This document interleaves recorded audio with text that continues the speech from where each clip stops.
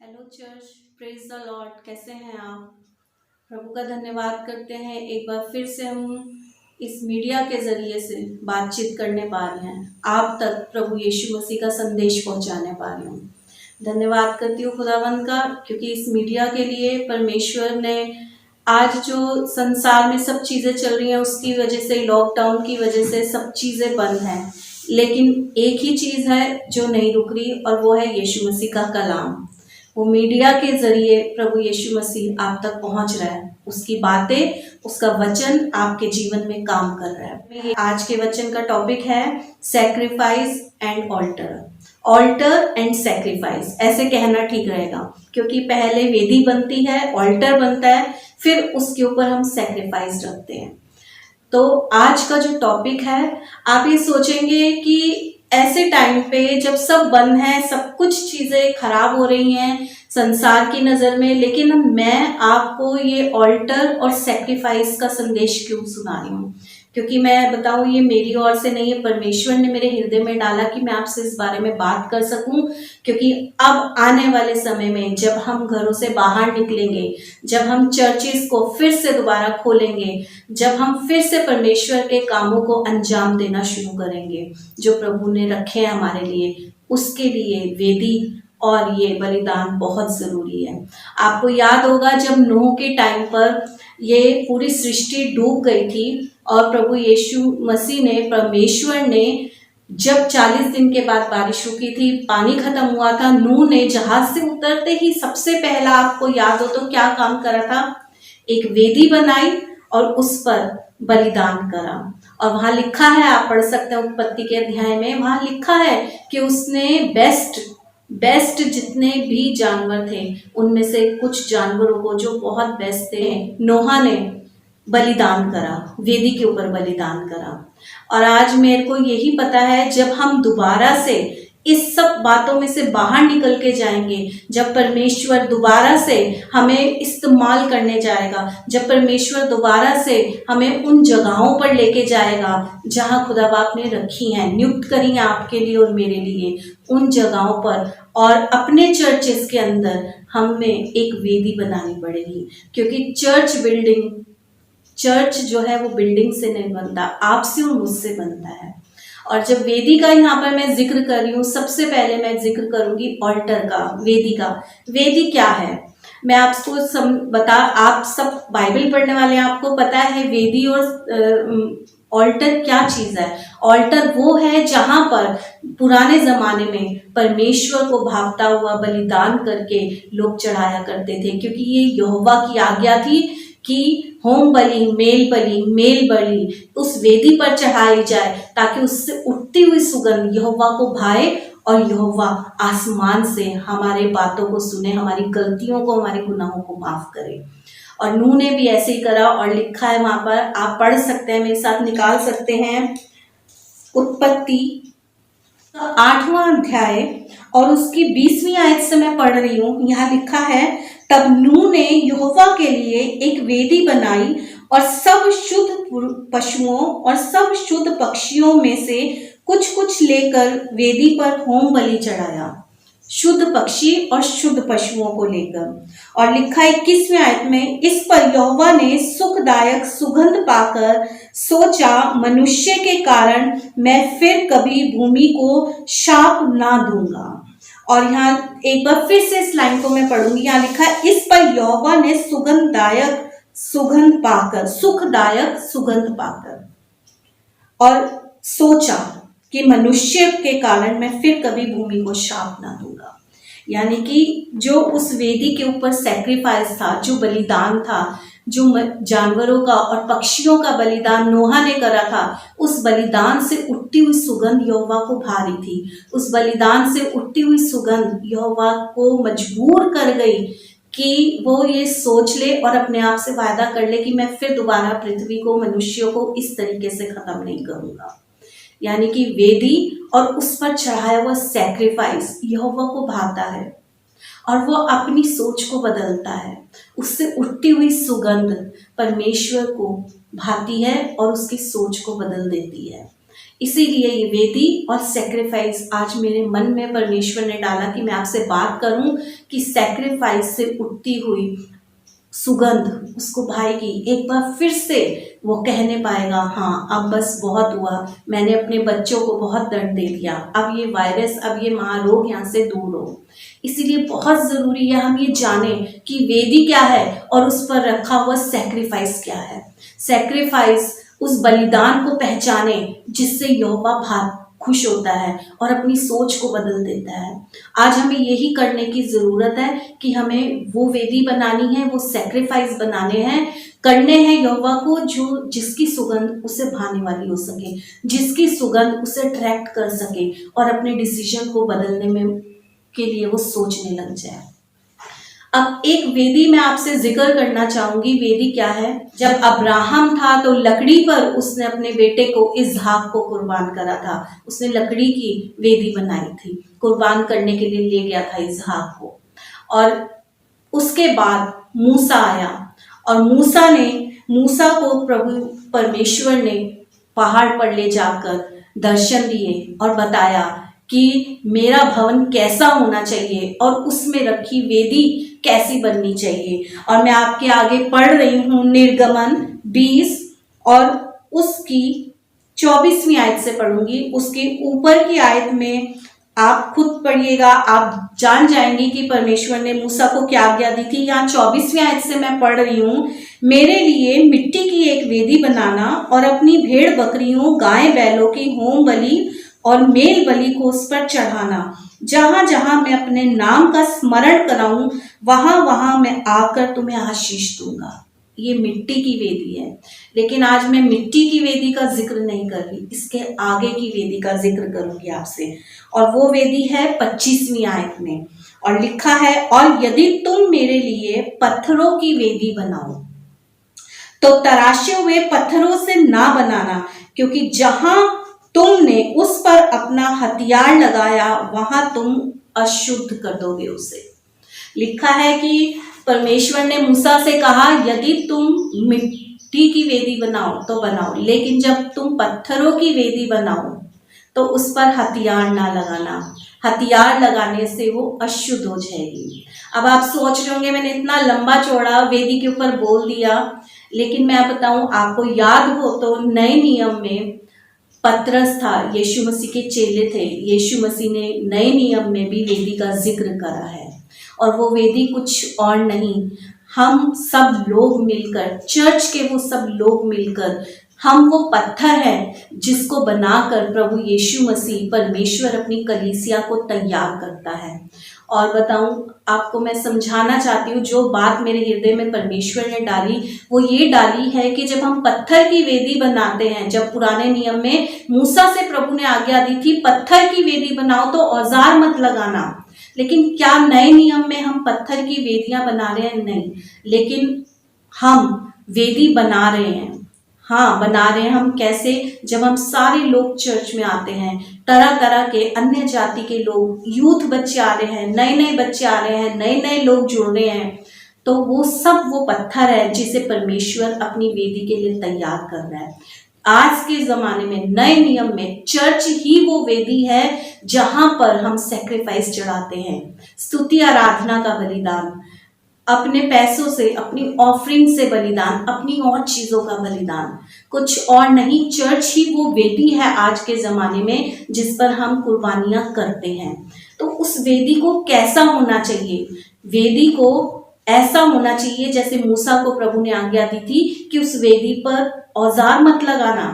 लेकिन आज के समय में जब हमारे पास लोग आते हैं, पत्थर आते हैं, तरीके तरीके के पत्थर आ रहे हैं, अलग अलग तरह से, अलग अलग जातियों से, अलग अलग एटमॉस्फेयर से आ रहे हैं, बच्चे आ रहे हैं, उनका ड्रेसिंग सेंस देखिए, उनका बोलना देखिए। हम लोग क्या करते हैं? हम लोग जज करने लग जाते हैं।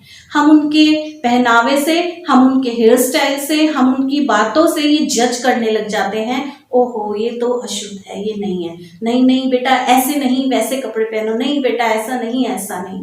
हम क्या करते हैं, उन पत्थरों को अपने अकॉर्डिंग ढालने लगते हैं। उन पत्थरों को जो प्रभु यीशु मसीह आपके पास लेके आ रहा है, पाक रूह आपके पास लेके आ रहा है, कि आप उन्हें उसकी वेदी पर एक करके रखते जाइए ताकि उसकी वेदी तैयार होती जाए। लेकिन हम क्या करते हैं, हम अपने औजार लगाने लगते हैं, हम जजमेंटल हो जाते हैं, हम अपनी बुद्धि से देखते हैं कि अच्छा ये अच्छा है, ये अच्छा बजाता है, ये अच्छा बोलता है, ये इसके अंदर ये कमी है, इसके अंदर ये एडिक्शन है, ये है वो है। हम 10 चीजें देखकर लोगों को कैंसिल कर देते हैं। हमें लगता है ये वेदी पे लगाने के लायक पत्थर नहीं है, हम अपने ही औजार उस पर लगाने लगते हैं। लेकिन यहाँ मूसा से परमेश्वर ने, यहोवा ने कहा कि मेरी वेदी के पत्थरों पर औजार मत लगाना, नहीं तो यह अशुद्ध हो जाएंगे। आज मेरा मेन कहने का जो टॉपिक है वो यही है, परमेश्वर ने मेरे दिल में डाला है कि हमें लोगों को जज नहीं करना, हमें अपनी कमियों को जैसे हम हैं, जैसे वो हैं, वैसे ही परमेश्वर के लिए वेदी पे रख दीजिए। एडजस्ट करना खुदा बाप का काम है, आपका काम नहीं है। खुदा बाप जब पाक रूह उनसे बात करेगी, वो वहां एडजस्ट होते चले जाएंगे, वो वहां जो गैप रह गया है उन गैपों को भरते चले जाएंगे। हम अपनी औजार लगा के उस वेदी को अशुद्ध ना करें, हम अपने एफर्ट लगाकर उस वेदी को जो यहोवा बनाना चाहता है अशुद्ध ना करें। आज के ज़माने में हम बहुत जजमेंटल हैं, बच्चों को जज करते हैं, लोगों को जज करते हैं। क्यों? क्योंकि वो हमारे अकॉर्डिंग नहीं है, क्योंकि वो हमारी सोच के अकॉर्डिंग नहीं है। लेकिन परमेश्वर का सोचना अलग है। प्रभु ने जब दाऊद को चुना था तो शमूएल को क्या कहा था, मैं लोगों को नहीं देखता, मैं लोगों के रूप रंग को नहीं देखता, मैं उनके हृदयों को देखता हूँ। और दाऊद के विषय में मुझे बहुत अच्छा लगता है कि परमेश्वर ने शमूएल से कहा था, मेरे हृदय के मुताबिक मुझे एक शख्स मिल गया है। यानी कि परमेश्वर दिलों को जांचता है। हम बाहरी रूप से जांचते हैं, लेकिन खुदा बाप अंदरूनी रूप से जांचता है। इसीलिए हम वेदी को अपने अकॉर्डिंग से एडजस्ट करने में लगे पड़े हैं कि बेटा ऐसे नहीं, ऐसे हो जाओ तो तुम यहाँ खड़े हो सकोगे, कि बेटा ऐसे नहीं, ये चीज छोड़ दो तो तुम परमेश्वर के भवन में आ सकोगे। आज मैं स्पेशली ये यूथ के लिए मेरे हृदय में खुदा बाप ने डाला है। आज बहुत सारी जगहों पर मेरी और आपकी, मैं अपने को भी इंक्लूड करना चाहूँगी, हमारी सोच की वजह से बहुत सारे बच्चे भवन आने से डरते हैं, घबराते हैं कि हमें रोक टोक ना की जाए, हमारे लिए जजमेंटल ना हो जाए। इसीलिए आज स्पेशली उन बच्चों के लिए, उन जवानों के लिए प्रभु ने मेरे हृदय में डाला है, जिनको हम जज करके कहीं ना कहीं रोक देते हैं उस वेदी में जो आके लगने वाले थे। लेकिन मेरी और आपकी सोच की वजह से, हमारी औजारों की वजह से वो पत्थर कहीं बाहर ना रह जाए। आज मेरे हृदय में प्रभु ने यही डाला है, मुझे और आपको, लोगों को वेदी के ऊपर रखना है, बस उन पत्थरों को रखना है, औजार नहीं लगाना, अपने एफर्ट्स नहीं लगाने कि ऐसे ऐसे ऐसे कर लो, कटाई छटाई उनमें करना मेरा काम नहीं है, आपका काम नहीं है। वो काम तो यहोवा का है जो वो खुद कर लेगा। जब पत्थर आके लग जाएगा वेदी के ऊपर तो अपने आप खुदा बाप उस वेदी को सेट करेगा। अच्छा यहाँ थोड़ा गैप है, इस वाले पत्थर को यहाँ कर देता हूँ, अच्छा यहाँ से थोड़ा ऊंचा है, इस पत्थर को थोड़ा नीचे कर देता हूँ। खुदा बाप अपने आप सेट करता चला जाएगा वेदी को। जैसा भी पत्थर आ रहा है उससे लगा दीजिए, निकाल कर हाथों से लेके उस वेदी पर रख दीजिए। हो रिया शाखा तारासी, पवित्र आत्मा मुझसे कह रहा है कि हम किसी को भी खुदा बाप के भवन में रोकने से इनकार ना करें, जजमेंटल ना होए हम, क्योंकि ये अंत का समय में है। अब बहुत तरीके के पत्थर आएंगे, मैं आपको बताना चाह रही हूँ, ये अंत का समय है। अन्य जातियों में से, सब जगह से वो बच्चे जो भटक गए थे वो परमेश्वर के पास लौट के आने वाले हैं। खुदा बाप शाखान दे रहा से, आई प्रोफेसी, मैं ये प्रोफेसी कर रही हूँ यीशु मसीह के नाम से। वो बच्चे जो हमारे मसीह बच्चे कहीं ना कहीं भटक गए थे, अब वो समय आ गया है कि वो वापस वेदी में आकर लगने वाले हैं। तो मैं आपको ये संदेश देना चाहूँगी, वेदी को बनने दीजिए, रखने दीजिए, अपने आप रखिए बस, लेकिन बनाना यहोवा का काम है, वो अपने आप बना लेगा। क्योंकि खुदा बाप की नज़र वेदी पर नहीं, वेदी के ऊपर रखे हुए सैक्रिफाइस से है। आपको बताऊं, वेदी कोई भी मैटर नहीं करती, चाहे वो लकड़ी की हो, चाहे वो मिट्टी की हो, चाहे वो सोने से मंडी हो, चाहे वो पत्थरों की हो, लेकिन मैटर क्या करता है, उसके ऊपर रखा हुआ बलिदान, जिससे उठती हुई सुगंध, वेदी से नहीं उठती सुगंध, सुगंध तो कहाँ से उठती है, उसके ऊपर रखे हुए सैक्रिफाइस से। जैसे नूह ने उस जानवरों को, उन पक्षियों को जो शुद्ध थे रखा, उनसे उठती हुई सुगंध यहोवा को पाई थी, और उसने सब कुछ वापस बना दिया था, इस पृथ्वी को, मनुष्य जाति को वापस बना दिया था। और नए नियम में वो वेदी कौन सी थी? यीशु मसीह का क्रूस। क्या आप समझते हैं कि क्रूस जो था मुझे और आपको उद्धार दिला सकता है? नहीं, क्रूस कभी भी हमें उद्धार नहीं दिला सकता था, क्योंकि क्रूस की मौत तो लानती मौत थी। रोमन्स के टाइम पर जब यीशु मसीह को क्रूस दिया गया था, वो लानती मौत समझी जाती थी। क्रूस पर तो डाकू और चोरों को लटकाया जाता था। अगर वो क्रूस मुझे और आपको उद्धार दिला सकता तो चोरों डाकुओं को भी दिला सकता था। लेकिन वो क्रूस, कब क्रूस की कथा बनी, कब उद्धार बना? जब मेरा और आपका यीशु मसीह आकर उसके ऊपर कुर्बान हुआ, उसके ऊपर कीलों से जाड़ दिया गया, उसके ऊपर उसने लहू बहाया, तब जाकर वो वेदी जो थी मुझे और आपको आजाद करके गई। तब जाके वो क्रूस की कथा मेरी और आपकी सामर्थ की कथा बन गई। मैटर करता है कि उस वेदी के ऊपर सैक्रिफाइस कौन सा है, क्या सैक्रिफाइस है जो हम चढ़ाएं उस पर, जिसको परमेश्वर भाव सके, परमेश्वर को पसंद आ सके। अब वेदी की बात बहुत हो गई, अब मैं अपने सेकंड पॉइंट पे आती हूँ, वो है सैक्रिफाइस। क्योंकि वेदी के ऊपर जब हम सैक्रिफाइस चढ़ाते हैं, जब हम बलिदान करते हैं, तो परमेश्वर को वही भाता है। जैसे मैं आपको बता रही हूँ, यीशु मसीह निर्दोष मेमना चढ़ाया गया था, उससे उठती हुई सुगंध ने हम पूरे जगत को उद्धार दिया। सैक्रिफाइस और एक ऑफरिंग होती है, मैं आपको इन दोनों में पहले अंतर बताना चाहूंगी। सैक्रिफाइस और ऑफरिंग, ऑफरिंग वो चीज है जो मैं और आप इजीली दे सकते हैं। मेरी जेब में 1000 रुपए है, मैंने 100 रुपए ऑफरिंग में डाल दी, कोई बड़ी बात नहीं। मेरे पास 1,00,000 रुपए है, मैंने 10,000 रुपए चर्च में दे दिए या किसी गरीब को दे दिए, कोई बड़ी बात नहीं, क्योंकि 90% मेरे पास बचा है। लेकिन सैक्रिफाइस वो है जो ऑफरिंग से कहीं बड़ा है। अगर मेरी जेब में 5,000 है और मैंने 5 के 5 डाल दिए, तो ये मेरा सैक्रिफाइस है। मैं यहाँ पैसे की बात नहीं कर रही, मैं सैक्रिफाइस वो बात कर रही हूँ, अगर मेरे पास जो अच्छी चीज है, मेरा समय, फॉर एग्जाम्पल मैं समय को लेती हूँ, अपना बेस्ट समय जब हम खुदा बाप को देते हैं, उससे उठती हुई सुगंधों से भाई। ऐसा नहीं कि हमने चलते फिरते दुआ कर ली, 10 मिनट बैठ गए, घुटनों पे आ गए, खुदा बाप तेरा धन्यवाद, सब कुछ अच्छा हो, मेरे बच्चे अच्छे हो, मेरा घर अच्छा हो, मुझे ये मिल जाए वो मिल जाए। ना, प्रार्थना तो सब करते हैं, लेकिन क्या वो प्रार्थना, वो सैक्रिफाइस उसे भा रहा है? उस प्रार्थना को वो सुन रहा है? आज वो ही मैं कहना चाहूंगी। गुजरे दिनों डैड ने ये कहा था, हमारे स्पिरिचुअल फादर ने, पास्टर वैभव कपूर ने ये कहा था कि स्वर्ग में प्रार्थनाएं करने वाले को देखा जाता है, प्रार्थनाएं नहीं सुनी जा रही वहां पे प्रार्थना करने वाले की सुनी जा रही है। यानी कि जो वो सैक्रिफाइस कर रहा है उसको परमेश्वर ग्रहण करता है। प्रार्थना बहुत लोग कर रहे हैं, लेकिन कुछ प्रार्थनाएं क्यों ग्रहण होती हैं? क्योंकि उन प्रार्थनाओं के पीछे बलिदान है, उन प्रार्थनाओं के पीछे उस प्रार्थना करने वाले का सैक्रिफाइस है, उन प्रार्थनाओं के पीछे उसके आंसू हैं जो उसने रोक दिए हैं वेदी के ऊपर। तो और सैक्रिफाइस और दूसरा ऑफरिंग, इन दोनों में फर्क है। अब हमें ऑफरिंग की नहीं सैक्रिफाइस की जरूरत है। यहोवा को ऑफरिंग की नहीं सैक्रिफाइस की जरूरत है, क्योंकि अब वो समय आ गया है जब खुदा बाप ने कहा है मजदूरों के लिए प्रार्थना करो, कि खेत पक चुके हैं, मजदूर थोड़े हैं। और वो समय आ गया है जब मजदूर उठ के खड़े हो रहे हैं और कटनी काट रहे हैं।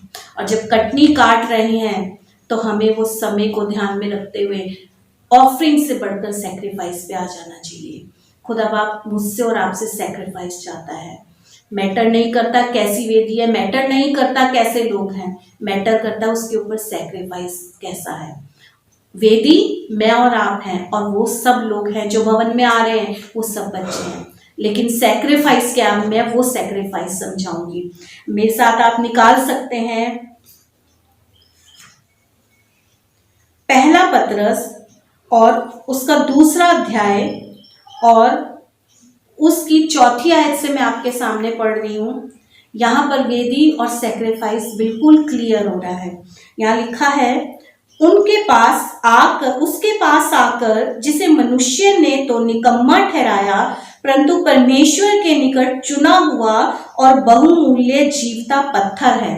वो जीवता पत्थर कुछ और नहीं, प्रभु यीशु मसीह था। प्रभु यीशु मसीह है। और यहाँ लिखा है कि मनुष्य ने तो निकम्मा ठहराया था, लेकिन परमेश्वर ने उसको चुना हुआ बहुमूल्य जीवता पत्थर ठहराया है मेरे और आपके लिए। और तुम भी आप जीवते पत्थरों के समान आत्मिक घर बनते जाते हो। मैं और आप और वो लोग जो प्रभु में आते जाते हैं, आ रहे हैं और आते रहेंगे, वो लोग, आप, मैं, सब क्या हैं? हम वो जीवते पत्थरों के समान आत्मिक घर को बनाते चले जाते हैं। आत्मिक घर को मैं और आप और वो लोग जो आकर चर्च में रोपे जा रहे हैं, वो चर्च में वो यीशु मसीह में आके मिल रहे हैं, वो सब वो जीवते पत्थर हैं जिनसे मिलकर क्या हो रहा है? आत्मिक घर बन रहा है। और आगे लिखा है, जिससे याजकों का पवित्र समाज बनकर ऐसे आत्मिक बलिदान चढ़ाओ जो यीशु मसीह के द्वारा परमेश्वर को ग्रहण हो। यहाँ आगे लिखा है, जब हम जीवते पत्थरों के समान आत्मिक घर बनाते चले जा रहे हैं, जिससे घर क्यों बन रहा है? आत्मिक घर क्यों बन रहा है? हमसे और आपसे, इंसानों से मिलकर वेदी क्यों बन रही है? आत्मिक घर क्यों बन रहा है? उसका पर्पस है जिससे याजकों का पवित्र समाज बनकर, मैं और आप याजकों का पवित्र समाज बनकर ऐसे आत्मिक बलिदान चढ़ाओ, ऐसे सैक्रिफाइस चढ़ाओ जो यीशु मसीह के द्वारा परमेश्वर को ग्रहण हो। मैं और आप मिलकर ऐसे सैक्रिफाइस, लिखा आत्मिक बलिदान, आत्मिक बलिदान, आपको और मुझे आत्मिक बलिदानों को चढ़ाना है। आत्मिक बलिदान क्या है? वो बलिदान जो पवित्र आत्मा आपको करने को कह रहे हैं, वो बलिदान जो आपकी आत्मा को अपलिफ्ट कर रहे हैं, वो बलिदान जो परमेश्वर को भाने वाले हो सके। अपने समय को परमेश्वर को दो, अपने बेस्ट समय को प्रभु को दो, अपने फाइनेंसेस में से बेस्ट फाइनेंसेस को खुदा बाप को दो, अपने बच्चों को खुदा बाप को दो। जैसे अब्राहम ने इसहाक को दे दिया था, उसने सैक्रिफाइस कर दिया था, उसने वेदी पर लिटाने पर पहले से ही इसहाक को कुर्बान कर दिया था। कैसे? अपने दिल के अंदर। दिमाग उसका कह रहा होगा कि नहीं, एक ही तो बेटा है और प्रभु ने कहा है कि तेरा वंश ये करूंगा, तारागण की जितना कर दूंगा। कैसे होगा? उसका दिमाग उसको सोचने को मजबूर कर रहा था, कैसे होगा? लेकिन उसके दिल ने कहा नहीं, मेरे यहोवा ने कहा है तो वो पूरा करेगा, और यहोवा की आज्ञा है अपने बेटे को दे दे, तो मैं दे रहा हूं। उसने अपना बेस्ट सैक्रिफाइस दे दिया, सोचा नहीं, उसने अपने दिमाग को अपने दिल पर हावी नहीं होने दिया। लेकिन मैं और आप कभी कभी अपने दिमाग को दिल पर हावी होने देते हैं। दिल कहता है नहीं, खुदा बाप है, यहोवा है, पूरी करेगा। लेकिन दिमाग कहता है अगर मैंने दे दिया तो मेरा पूरा महीना कैसे निकलेगा? यदि मैंने दे दिया तो, ये समय मैंने दे दिया तो मेरे घर के काम कैसे होंगे, मेरी जॉब कैसे होगी? लेकिन प्रभु को पता है कि आपको जॉब कैसे करनी है। प्रभु को पता है कि आपके पास कितना है और कितना देना, और कितने में वो रखेगा खुश।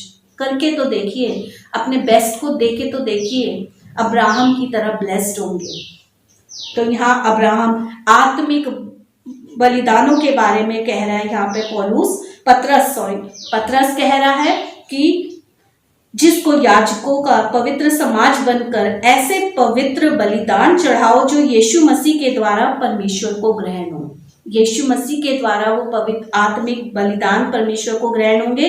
इस कारण पवित्र शास्त्र में भी आया है, देखो मैं सियोन में कोने के सिरे का चुना हुआ बहुमूल्य पत्थर धरता हूँ। हालेलुया।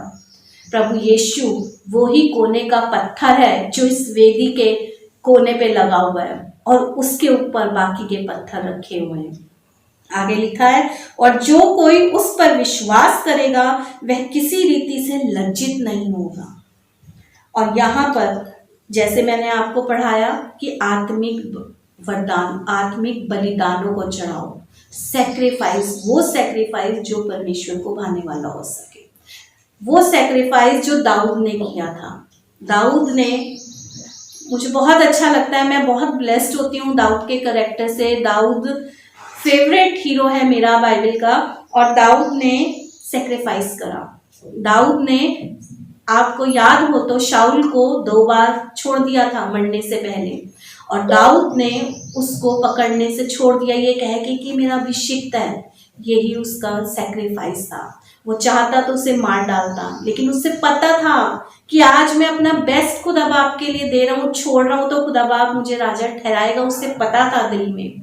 उसने अपना बेस्ट सेक्रीफाइस दिया, उसने यहोवा को प्रायोरिटी दी, हर जगह उसे आगे रखा और बेस्ट से बेस्ट देता चला गया, और परमेश्वर ने उसे वो आशीष दी जो किसी राजा को नहीं दी। और मैं आपको बताऊं, ऐसे ही खुदा बाप मुझे और आपको वो भावता हुआ बलिदान करके चाहता है।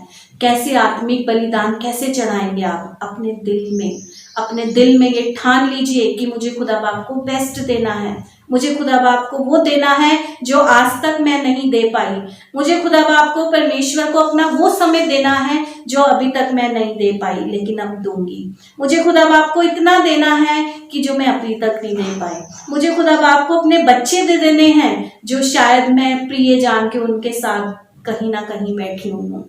खुदा बाप मुझसे और आपसे जब ऐसा बलिदान चाहता है जो यीशु मसीह के द्वारा उसको भाए और मुझे और आपको उद्धार दिलाए। आज बस यही मेरे हृदय में था, वेदी और बलिदान। मैटर नहीं करता वेदी पत्थरों की है, मैटर नहीं करता वेदी मिट्टी की है, मैटर नहीं करता वेदी लकड़ी की है, सोने की, नो मैटर। कैसा भी इंसान हो, कैसा भी मनुष्य हो, आपको और मेरा काम है उसे प्रभु यीशु मसीह जो वेदी के कोने का पत्थर है उसके ऊपर रख दीजिए। एडजस्टमेंट खुदा बाप खुद कर लेगा, औजार वो खुद लगा लेगा। उसका आत्मा जो गूदे गूदे को छेदता है, उसका 2धारी तलवार जो वचन, ये जो मेरे और आपके गूदे गूदे को छेद देता है, वो उसके भी हृदय को छेद देगा, उन बच्चों के हृदय को भी छेद देगा जो हमारे जजमेंटल होने की वजह से कहीं ना कहीं खुदा के नजदीक आने से रुक जाते हैं। कहीं ना कहीं वो शर्माते हैं चर्च में आने से कि लोग मुझे कह ना दें, पादरी साहब मुझे ये ना कह दें, कहीं मुझे लोग जज ना करने लग जाएं। तो आज का मेरे यही खुदा बाप ने मेरे हृदय में डाला कि हमें जजमेंटल नहीं होना, हमें अपने औजार नहीं लगाने वेदी पर। वेदी को खुदा बाप को बनाने ले दीजिए, बस आप पत्थरों को रखते चलिए। वो वेदी जब तैयार होगी तो वो इतनी खूबसूरत होगी, शाखा की रियासी। शायद मैं और आप भी मिलकर ऐसी खूबसूरत वेदी नहीं बना पाएंगे जो मेरा और आपका प्रभु यीशु मसीह बना देगा, क्योंकि वो प्रेमी पिता है, उसे प्रेम करना आता है, उसे प्रेम करना आता है, उसे बनाना आता है। और मैटर ये करता है कि वो बच्चे, वो लोग अपने हृदय में क्या लेके आ रहे हैं, क्या उनके अंदर इच्छा है प्रभु के लिए काम करने की, उनके पास कमी है, घटी है, लेकिन वो फिर भी अपना सब कुछ कुर्बान कर रहे हैं खुदा के लिए। उनके बच्चे, उनके पेरेंट्स, उनके घर वाले रोकते हैं कि तुम नहीं करोगे प्रभु के लिए काम, लेकिन फिर भी वो उनसे लड़कर, उनसे आर्गुमेंट करके आ रहे हैं, अपना बेस्ट खुदा बाप को दे रहे हैं, अपना सब कुछ खुदा बाप को देने के लिए तैयार है। लेकिन सवाल ये है, वो तो सेक्रीफाइस करने को तैयार है, क्या मैं और आप उस वेदी को बनाने के लिए तैयार हैं जो परमेश्वर मुझसे और आपसे चाहता है? जब मैं और आप ये वेदी बनाने लगेंगे तो सेक्रीफाइस अपने आप उस पर बेस्ट से बेस्ट आता चला जाएगा। हर एक इंसान के अंदर बेस्ट है और खुदा बाप उससे बात करके उसका बेस्ट से बेस्ट निकाल कर उस वेदी के ऊपर रखवा देगा। आपको कहने की जरूरत नहीं पड़ेगी। प्रभु का धन्यवाद करती हूँ, परमेश्वर का, कि मैं और आप उस वेदी के पत्थर हैं जो प्रभु ने अपने हाथों से जिन्हें संवारा है, ऐसी बाकियों को भी संवारेगा। मेरा और आपका काम यही है कि वेदी पर पत्थर लगाते रहे और सेक्रीफाइस, अपने बेस्ट से बेस्ट सेक्रीफाइस उस वेदी पर रख दे। बाकियों के सेक्रीफाइस खुदा बाप अपने आप रखवाएगा। सेक्रीफाइस केवल पैसा नहीं है, सेक्रीफाइस समय है, सेक्रीफाइस दिल में ठान लेना है कि मेरे पास अगर इकलौता बेटा है तो यहोवा ये तेरा ही है, तू अपने लिए इस्तेमाल कर। सेक्रीफाइस वो है जो मैं अपनी कमी घटी में से निकाल के दे रही हूँ, वो ही हमें ब्लेस्ड करेगा, वो ही यहोवा को भाएगा। जब यहोवा को ये सुगंध भाएगी तो परमेश्वर स्वर्ग से उतर के मेरे और आपके लिए काम करने लगेगा। आइए अपनी आंखों को बंद करते हैं, अपने सरों को अपने परमेश्वर के आगे, यहोवा के आगे झुका देते हैं और आज कहते हैं, आज ये मांग लेते हैं कि खुदावन जो कोई भी वचन को सुन रहा है, प्रभु मुझे मिलाकर एक एक जन को एक ऐसी वेदी के रूप में तैयार कर दे प्रभु, जो तेरे हाथों से बनाई गई हो, जो हमारी सोच से, हमारे औजारों से अशुद्ध ना हुई हो। खुदावंद हम इस वेदी को अपने औजार लगाकर, अपनी सोच लगाकर, अपने एफर्ट लगा के शुद्ध नहीं करना चाहते, लेकिन खुदावंद तू बना, तू रोक और तू इस वेदी को तैयार कर ले प्रभु, ताकि जब इस वेदी पर सैक्रिफाइस रखा जाए तो परमेश्वर तुझे भावने वाला हो सके। होने दे प्रभु यीशु मसीह नासरी के नाम से कहती हूँ, एक एक का हृदय इस समय परमेश्वर अपने बेस्ट को देखने के लिए, अपने उन सैक्रिफाइसेस को देने के लिए तैयार हो जाए जो हमने आज तक नहीं दी है। अपने समय को, अपने पैसे को, अपने परिवार को, अपनी हर एक चीज को आज यहोवा हम अपनी वेदी पर रखने के लिए तैयार हो जाएं। यीशु मसीह नासरी के नाम से कहती हूँ, ये सैक्रिफाइस जो हमारे अंदर रहता है खुदावन, हम उस सैक्रिफाइस को तुझे दे सके, ताकि तुझे वो सैक्रिफाइस, वो बलिदान भा सके। जैसे यीशु मसीह का बलिदान तुझे भाया था खुदावन, ऐसे ही हमारे बलिदान तुझे भा सके, ताकि उससे उठती हुई सुगंध तुझे भाने वाली हो सके।